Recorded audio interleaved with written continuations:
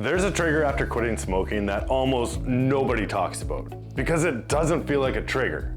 Like no cravings, no stress spike, no obvious urge. It's just like something is slightly off. Hard to explain, easy to ignore. And it's one of the biggest reasons people go back to smoking months after they've quit. The quiet gap. Most people look for triggers in big moments. Stress, coffee, driving, social situations maybe. But the real triggers, like I started noticing, was quieter than all of that. It shows up when nothing is happening. No pressure, no emotional spikes, just a small gap in attention, like a pause in rhythm. And that's where the problem starts, because your brain doesn't like unstructured silence.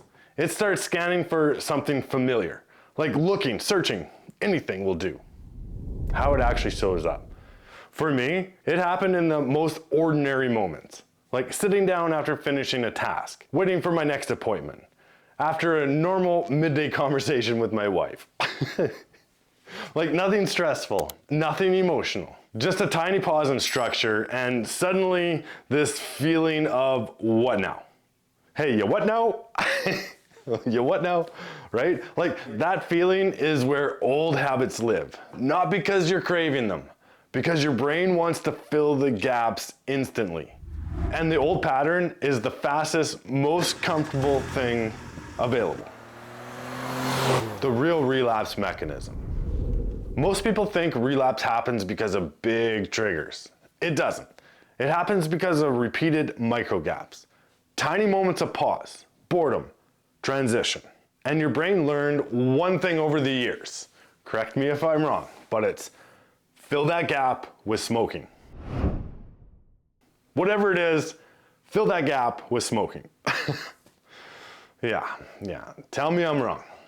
Even after quitting, the brain still tries to complete the pattern on autopilot. This surprised me because I originally had thought that I just have to deal with the cravings. I didn't realize how important it was to intentionally fill the gaps, because if you don't, cigarettes are gonna creep back in. What I started doing, instead of trying to fight it mentally, like I started interrupting it physically. Every time I noticed a gap feeling, that what now, I was on it. Like shifting what I was doing, stand up, walk, change the environment I was in. I realized something important. You don't break habits by resisting them mentally. You break them by changing the environment the habit expects. And once I started doing that consistently, those quiet triggers started losing their timing. And timing is what habits run on. Just like gas in a car, or electricity, or, well, yeah. You know what I mean. What supports this?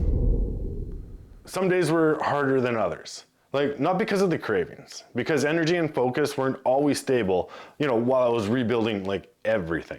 This is where I tighten my daily structure. I mentioned this in an earlier video. The hydration first, movement early on, and a small set of things I use every day now to support my energy, recovery, and consistency.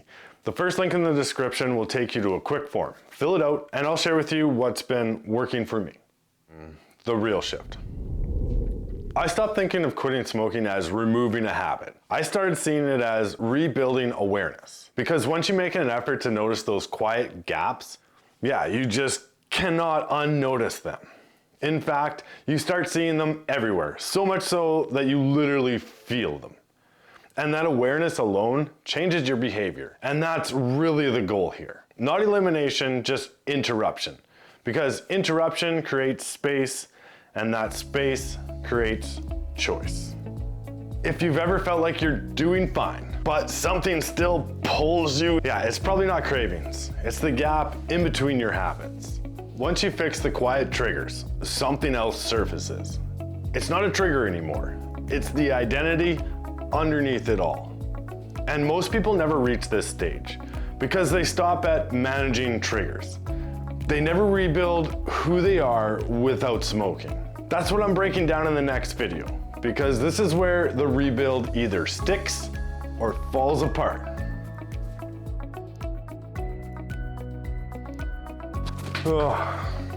Okay, I just videoed like half of that, no sound. So there should be a part in here that sounds pretty rehearsed. All right, where was I?